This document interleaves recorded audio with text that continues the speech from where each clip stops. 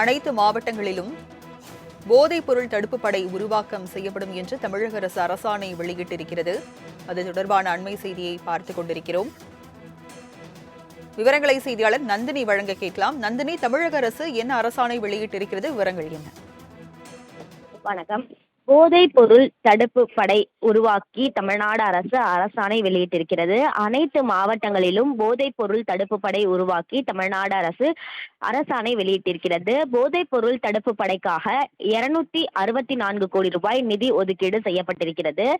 தமிழ்நாடு அரசை பொறுத்தவரையில் தாவேக அரசு பொறுப்பேற்றவுடன் தமிழகம் முழுவதும் போதைப் பொருள் தடுப்பு நடவடிக்கையாக போதைப் பொருள் அலகு உருவாக்கப்படும் என அறிவிப்பு வெளியிடப்பட்டது.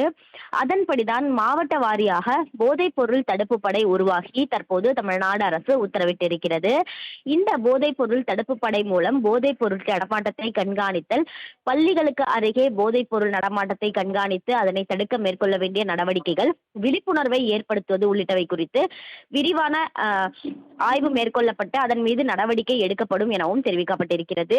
இதற்காக தனியாக பணியிடங்கள் உருவாக்கவும் தெரிவிக்கப்பட்டிருக்கிறது. அதன்படிதான் 10 உள்பிரிவு பணியிடங்களை நிரப்ப வேண்டும் எனவும் குறிப்பிடப்பட்டிருக்கிறது.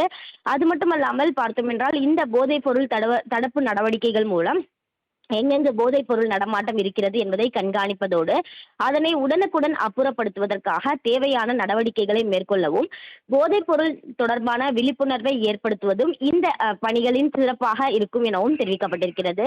இதற்காக 264 கோடி ரூபாய் நிதி ஒதுக்கீடு செய்து அரசாணை வெளியிடப்பட்டுள்ளது குறிப்பிடத்தக்கது.